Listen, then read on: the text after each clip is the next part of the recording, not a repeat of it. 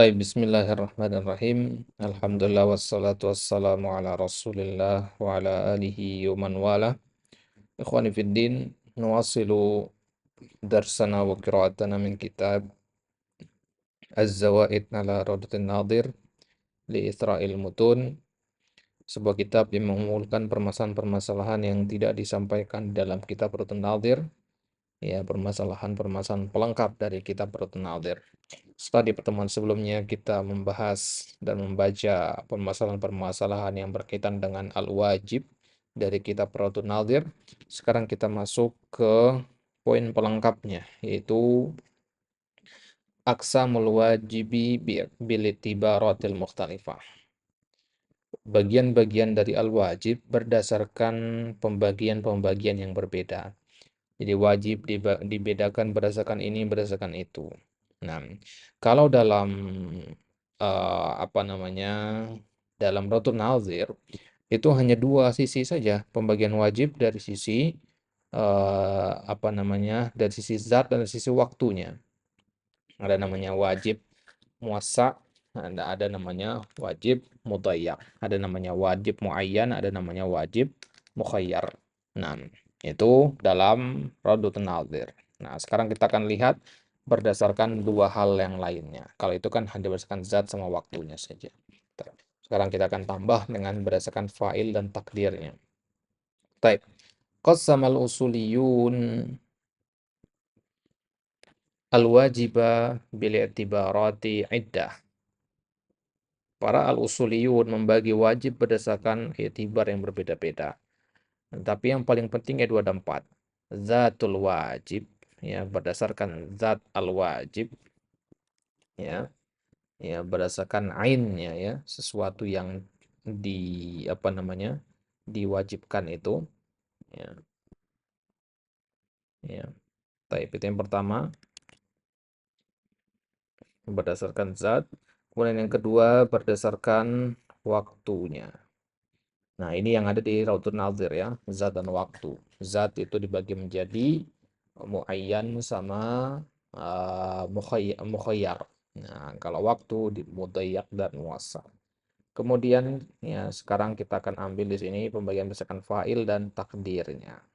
Wa qad tanawala Ibnu Qudamah aqsamal wajibi bi'tibari dzatihi wa waqtihi. Nah, itu dia. Ibnu Qudamah sudah membahas pembagian wajib berdasarkan zat dan waktunya. Ya, itu ada di Raudhun Nadhir. Ya, wa fi ma yati ardu aqsamihi bi'tibarin akhar bi'tibar fa'ilihi wa taqdirihi. Maka sekarang di pertemuan ini kita akan lihat pemaparan dari bagian-bagian berdasarkan i'tibar yang lain, yaitu berdasarkan fa'il dan takdir. Nah, baik. Kemudian berdasarkan fa'il ini coba antum lihat catatan kaki nomor 2 di situ. Wa qad tanawala Ibnu Qudamah hadzal i'tibar aidan fi tanaya mabahithil amr undur Nadhir hujjat as-tsani. Nah, sebenarnya pembagian al-wajib berdasarkan fa'il ini juga disinggung oleh Ibnu Qudamah, tapi enggak di bab ini, di bab lain nanti, di bab al-amr gitu. Nah, di situ nanti dibahas pembagiannya. Jadi kan pecah, ya, keluar dari, ya, topiknya. Baik. Ya, kita mulai dari al-i'tibar al-awwal min haitsu fa'ilihi wa yanqasimu ila qismain. Dibagi menjadi 2 bagian, aini wa kifai. Berdasarkan apanya ini? Berdasarkan fa'ilnya. Ya, kita ambil berdasarkan fa'il saja berarti, ya, zat dan waktu nggak usah. Wajib aini dan wajib kifai. Ya, antum kenal dengan fardu ain, fardu kifayah itu, ya. Nah, wajib kan sama dengan fardu yang kita ambil, ya. Kecuali Abu Hanifah mengatakan wajib itu beda dengan fardu. Taib. Maka kita katakan wajib aini ya fardu ain maksudnya. Ya, wajib kifayah ya fardu kifayah. Ya, mungkin kita kurang familiar dengan istilah wajib aini. Ya, tapi kalau fardu ain insyaallah familiar. Baik. Apa itu al-wajibul aini? Definisinya adalah ma nazara fihi syari'u ila dzatil fa'il. Sesuatu dari ibadah yang syari mempertimbangkan dalam masalah tersebut kepada zatul fa'il, ya, kepada zatul fa'il. Pertimbangannya kepada zatul fa'ilnya, kepada zat dari pelakunya. Fatalabahu min kulli ahadin bi'ainihi. Maka syariat meminta kita untuk melakukannya. Bi'ainihi, ya semua orang wajib. Jadi nggak dilihat kepada perbuatannya, dilihat kepada orangnya, gitu. Mau siapapun orangnya, perbuatannya sama, gitu. Misal, sholat, haji, puasa. Ini mau orangnya kaya ataupun miskin, sama aja dalam masalah sholat ya. Nah, dalam masalah haji, ini wajib aini tentunya konteksnya bagi yang mampu ya. Itu juga puasa, gitu. Ya. Jadi kalau ada 10 orang semuanya mampu untuk berhaji, maka semuanya wajib aini, gitu.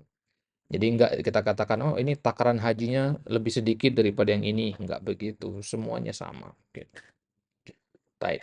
Ya, hukumnya apa wajib aini ini?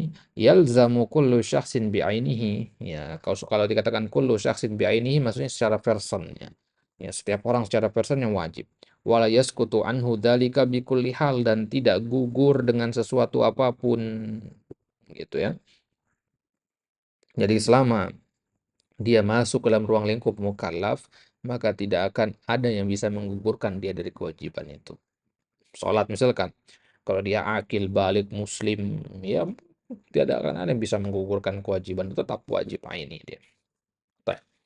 Ya, paling keringanan dikasih, misalkan qadha atau dalam masalah ketika safar, itu keringanan, rukhsah.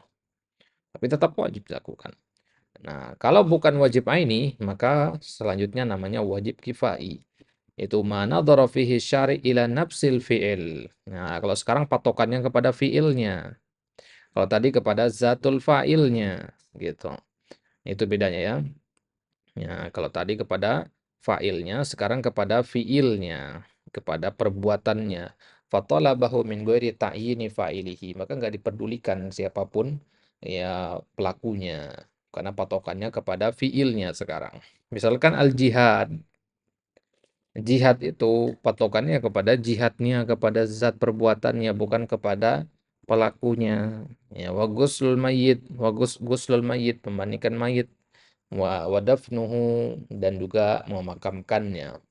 Memandikan mayit, memakamkan itu adalah wajib kifayatan. Ya, artinya dilakukan oleh sebagian orang sudah cukup, nggak harus semuanya melakukan. Kalau semuanya melakukan bagaimana? Ya nggak masalah juga, gitu. Tapi yang diminta itu cuman ya beberapa saja. Nah, taib. Contohnya tadi al jihad. Apa hukumnya? Yalzamul ummata bi akmaliha. Nah, garis bawahi kata bi akmaliha di situ. Nah, jadi wajib bagi umat bi akmaliha. Ya, artinya seluruh umat punya kewajiban, ya, tidak secara person di sini. Min ghairi an yata'ayyana ala ahadin bi'ainihi, tanpa dispesifikkan kepada orang per orangnya. Wa idza qama bihi man yakfi saqata 'anil akharin. Kalau telah dilakukan oleh satu orang, qama bihi bimana fa'ala. Jadi kalau sudah dilakukan oleh satu orang, man yakfi saqata 'anil akharin, maka gugurlah kewajiban dari yang lain. Baik, itu dia wajib berdasarkan ya ain ya, berdasarkan eh, apa namanya fa'ilnya. Nah, jadi dibagi menjadi aini dan kifai. Baik. Nah, sekarang pembagian berdasarkan takdir. Ya, takdir itu artinya takarannya. Ada ibadah yang takarannya jelas, ya. Ada juga yang dibebaskan. Nah, dibagi menjadi dua. Kalau tadi wajib berdasarkan fa'il dibagi menjadi aini dan kifai. Kalau berdasarkan takdir dibagi menjadi ya muqaddar wa ghairu muqaddar. Ya, muqaddar wa ghairu muqaddar. Baik, ma huwa al-wajibul muqaddar? Ma'ayyana lahu syari'u miqdaran ma'luman. Sebuah ibadah yang Allah Subhanahu wa taala ayyana, spesifikkan, miqdar maklum, takaran yang harus sama-sama diketahui di situ. Sawa'an kana dzalika fi zaman am al adad. Entah takaran itu maksudnya takaran waktu atau takaran jumlah. Di takaran itu nggak harus kuantitas ya, juga dari sisi waktunya gitu. Misalkan salat, fa kullu salatin minas salawatil khams qaddara laha syari' waqtan. Ya, setiap salat dari salat 5 waktu itu kan ada waktu-waktu tersendirinya. Zuhur waktunya ini, asar waktunya ini, nggak boleh ditukar. Wa adadu raka'atin takhtalifu bihi an ghairiha. Begitu juga jumlah rakaatnya berbeda-beda. Ada yang 4, ada yang 2, ada yang 3 gitu. Baik. Nah, kalau ada sebuah kewajiban, sebuah ibadah yang sudah dikasih takaran sekian sekian sekian, maka bagaimana hukumnya? Yajibul ityanu bihi kama qaddarahu syari'. Wajib kita melakukannya sebagaimana telah ditakar oleh syariat. Syariat sudah menakar zuhur itu 4 rakaat, ya sudah kita lakukan seperti itu, jangan ditambah-tambah atau dikurangi gitu. Nah, kenapa? Karena sholat itu adalah ibadah yang wajib muqaddar gitu. Nah, sekarang dalam masalah ini juga ada kaitannya dengan permasalahan bid'ah itu. Salah satu definisi bid'ah itu adalah ketika kita menyelisihi perintah Nabi SAW dalam masalah takaran ini. Ya, ada orang sholat subuh 3 rakaat dengan anggapan dia masih kuat karena pagi hari kan masih seger baru bangun. Akhirnya dia sholatnya 3 rakaat. Nah, maka ini masuk ke dalam definisi bid'ah itu. Ya, jadi bid'ah itu tidak hanya dengan mengganti, misalkan setelah kahfi diganti dengan yasinan, gitu. Atau tidak hanya dengan mendatangkan sesuatu yang benar-benar baru. Ya, kita katakan misalkan, ini sudut pandang kepada bid'ah itu, kenapa banyak orang tidak terima dikatakan ibadahnya dikatakan bid'ah, tahlilan misalkan. Mereka nggak terima dikatakan bid'ah. Kenapa? Karena dalam tahlilan itu ada baca Quran, ada zikir di situ. Dari mana bid'ahnya? Kan Nabi baca Quran, Nabi juga berzikir, gitu. Nah, maka kita katakan bukan bid'ahnya dari sisi jenis ibadahnya, karena bid'ah itu juga dari sisi idofah ibadah itu kepada hal yang lain. Kalau ibadah itu kan ada waktu, ada tempatnya, sudah spesifik gitu. Ya, haji, ya ibadah yang ada waktu dan tempatnya. Ya, kalau antum hajinya di ya Karbala misalkan, atau hajinya ke India, ya dan di bulan Muharram, ya bukan di bulan Zulhijjah, ya jelas tidak sah hajinya gitu. Nah, ada takaran-takarannya. Maka tahlilan itu dikatakan bid'ah bukan dari sisi dia mengandung bacaan Al-Quran atau bacaan ada zikirnya. Bukan, itu ibadah memang. Kita sepakat itu semua adalah ibadah. Tapi dengan mengkhususkan waktunya, ya tahlilan itu waktunya sekian, sekian, sekian. Atau caranya begini, begini, begini. Nah, pengkhususan itu yang butuh kepada dalil. Gitu. Yang yasinan pada malam Jumat. Bukan yasin yang kita bantah di situ, bukan yasin yang kita larang. Yasin bagian dari Al-Quran. Kita juga mengimani itu. Bahkan mengatakan yasin bukan bagian dari Al-Quran, kafir orang. Ya. Tapi yang kita koreksi di situ adalah pengkhususannya. Ya, mana dalilnya kalau Surat Yasin itu harus dibaca di malam Jumat gitu. Nah, dan harus ada pertanyaan mana dalilnya? Kenapa ya? Karena ibadah memang harus dibangun di atas dalil. Nah, kenapa kalau tanpa dalil ya kita tidak akan tahu mana ibadah yang wajib muqaddar sama wajib ibadah yang ghairu muqaddar tadi gitu. Nah, jadi kita salah kaprah dalam menyikapi mana yang muqaddar, mana yang ghairu muqaddar di situ. Ya, orang yang tahlilan itu berarti dia nggak membedakan antara muqaddar ghairu muqaddar gitu. Dia menganggap bahwasanya ibadah tahlilan itu jatuhnya ghairu muqaddar, ada takarannya. Ya, padahal membaca Al-Quran itu ada muqaddar, ada takarannya sebenarnya. Ya, takaran itu maksudnya tidak boleh kita keluar dari situ. Ya, takaran itu berkaitan dengan waktu juga. Ya, takaran itu kan mikdar itu zaman sama ya adat. Ya, tadi kan kita katakan ya, ya muqaddar itu zaman dan adat. Nah, ini zamannya kapan baca Al-Quran itu, adatnya berapa. Baik, kalau kita khususkan zaman dan adat, nah itu yang butuh kepada dalil. Baik. Kemudian yang kedua, al-wajibu ghairul muqaddar. Ya, lawan dari al-wajibul muqaddar tadi. Ma lam yu'ayyin lahu syari'u miqdaran mu'ayyanan, bal amara bihi ala wajhil itlaq. Nah, ini Allah Subhanahu wa taala tidak menspesifikkan takaran tertentu, jumlah tertentu, tapi dibiarkan secara mutlak, artinya Ya, ruang lingkupnya luas di sini. Contohnya misalkan at-tuma'ninah fir ruku, ya. Tuma'ninah dalam ruku, ya kan kita diperintahkan untuk tuma'ninah dalam sholat. Ketika ruku bagaimana tuma'ninahnya? Berapa menit misalkan, berapa detik? Ya, yang seperti ini syariat tidak menentukan berapa-berapanya, takarannya tidak ada. Ya, kita yang ya menerka-nerka sekiranya berapa yang dikatakan tumanina. Nah, bisa jadi masuk kaidah di sini ya al-adah muhakkamah di situ. Ya, berapa detik yang dikatakan tumaninah menurut adah kita, itulah berarti tumaninah yang diminta gitu. Wan nafaqah ada zaujah bil ma'ruf, memberi nafkah kepada istri dengan cara yang baik. Ya, nafkah kepada istri itu kalau menurut daerah kita itu misalkan 3 juta per bulan. Ya, berarti itulah berarti jumlahnya. Nah, jatuhnya muqaddar apa enggak? Kan di sini tadi dikatakan nafkah kepada istri itu syariat membiarkannya tanpa takaran. Ya kan? Jadi berapapun itu nggak masalah. Tapi kan kita punya kaidah al-adah muhakkamah. Adat itu adalah juga sumber hukum. Nah, berarti kalau urf atau kebiasaan daerah setempat istri itu diberi nafkah 3 juta per bulan misalkan, maka apakah berarti kita telah menjadikan ibadah yang ghairu muqaddar menjadi muqaddar di sini?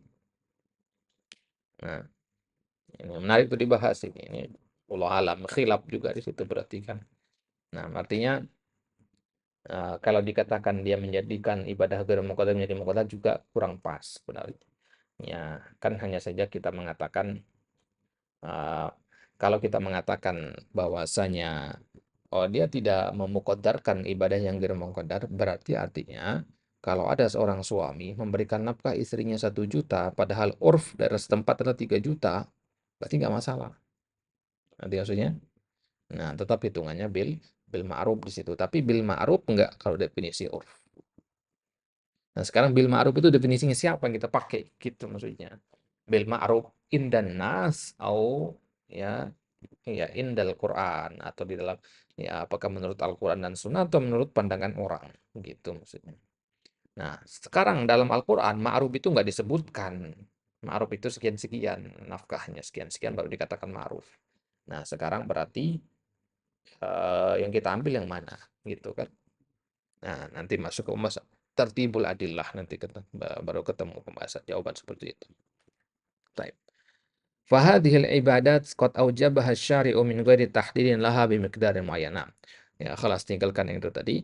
Maka kita katakan ibadah-ibadah seperti ini, tumanina dalam ruku, nafkah untuk istri, ibadah-ibadah seperti ini syariat mewajibkannya tanpa penetapan berapa jumlahnya, ya, berapa takarannya. Maka apa hukumnya? Yajibul ityan bi adna ma yatahaqqaqu bihi ismul wajib. Itu dia. Nah, itu jawaban dari pertanyaan tadi. Ya. Maka wajib melakukan dengan adna, dengan takaran terendah yang dengannya terwujud penamaan wajib itu. Nah, kalau nafkah di daerah setempat itu 3 juta, tapi kalau antum memberikan nafkah 1 juta juga dikatakan nafkah, maka sudah gugur kewajiban. Ngerti maksudnya? Nah, begitu juga at-tumakninah fir ruku. Tumakninah dalam ruku itu, misalkan kalau di daerah kita, orang biasanya rukunya itu lama, 5 detik atau 10 detik misalkan. Katakan 10 detik ya, 10 detik. Dan antum kemudian rukunya itu 5 detik. Ya, maka ini tetap dikatakan antum telah melakukan al-wajib. Ya, kenapa begitu? Karena takaran al-wajib itu kan setelah detik pertama. Ruku itu kan detik pertama yang diwajibkan, yaitu membaca sami Allahu liman apa namanya? Subhana rabbiyal azimi. Satu kali kan yang wajib. Ya, berarti selebihnya itu kan ya ghairu muqaddar jadi. Nah, qadar zaid. Wa ma zada alaihi fahuwa naflun. Nah, yang lebih dari itu dihukumi sunnah, dihukumi nafal gitu. Taib. Wadah sini ya. Baik. Ya, jadi hukum dari wajib ghairu muqaddar itu ya kita lakukan yang minimal dengannya terwujudlah penamaan kata wajib itu. Nah, ya kalau misalkan eh, uruf daerah setempat itu nafkah buat istri 3 juta, ya kemudian antum malah beri 1.000 rupiah, ya 1.000 rupiah. Ya, dibandingkan dengan 3 juta tentu kan jauh sekali. Nah, makanya seperti ini ya tahakkuk ismul wajib pamla. Tidak, logika manapun tidak akan terima itu kan. Nah, ya kalau 500.000 ya bisa jadilah. Ya, karena kita melihat kepada seberapa banyak yang bisa dibeli atau seberapa nilai dari harga uang segitu gitu. Tapi zaman dulu kala misalkan ketika rupiah masih kuat, ya, ya kalau nafkah orang setempat itu 3.000 rupiah, kemudian antum kasih 1.000, ya masih bisa diterima ya tahakkuk bihi ismul wajib gitu. Taib. Nah, sekarang bagaimana kalau urf daerah setempat tadi kan 3 juta. Antum mampunya hanya 1 juta atau nafkah istri. Akhirnya antum kasih 1 juta. Pekan depannya, alhamdulillah antum dapat rezeki lebih. Ya, uruf daerah setempat 3 juta, antum dapat rezeki lebih, antum kasih 2 juta. Nah, maka yang kontrol wajibnya adalah yang 1 juta. Nah, berarti yang 1 jutanya lagi itu dihukumi nafil, gitu. Nanti ya. Ya, atau daerah setempat nafkahnya 3 juta untuk istrinya. Ya, daerah setempat tuh kebiasaan orang adalah 3 juta ngasih ke istrinya. Dan antum ngasih 10 juta. Ya, maka yang 7 juta itu adalah yang bukan yang 7 juta, malah yang ya kan dari 10 antum kan 10 juta. Kebiasaan daerah setempat 3 juta. Nah, berarti 9 jutanya itu 9 jutanya adalah nafkah. Kenapa kok 9 juta bukan 7 juta? Nah, 3 juta itu kan hurufnya, adenanya itu 1 juta gitu. Ya, adenanya. Kalau adenanya 500.000 misalkan, 500.000 masih dikatakan nafkah, ya berarti ya yang nafalnya 9.500.000. Berarti artinya, nah ya kayak 1.000 tadi, kalau nafkahnya 1.000 apakah dikatakan adenal wajib kan tidak gitu. Nah, ya kembali ke situ, ya kembali ke urf. Baik. Baik, itu deh akhwah pembahasannya insyaallah taala di pertemuan selanjutnya di halaman 47 kita akan ambil pembahasan az-ziyadah 'alal wajib alladzi la yutaqayyad bihaddin. Masih ada kaitannya dengan pembahasan yang barusan kita singgung. Ya, sesuatu yang lebih dari yang diwajibkan. Apakah dihukumi wajib juga atau dihukumi sunnah? Ya. Nah, yang diwajib ya sesuatu yang tidak dikasih patokan oleh Allah. Ya, antum disuruh menyembelih kambing 2 ekor, antum menyembelihnya 4 ekor. Nah, yang dua sisanya ini jatuhnya ke wajib kah atau ke sunnah gitu. Ya, karena antum sanggup kan 4 ekor, perintahnya 2 ekor. Ya, apakah lantas ya kewajiban bagi antum adalah 4 ekor ataukah yang duanya wajib, yang duanya sunnah? Nah, ini dalam pembahasan ushul fikih dinamakan dengan az-zaid alal miqdaril mujzi fil wajib. Nah, pembahasan az-zaid alal miqdar al mujzi fil wajib. Nah, Allah taala ala wa alam wa sallallahu ala nabiyina Muhammad wa ala alihi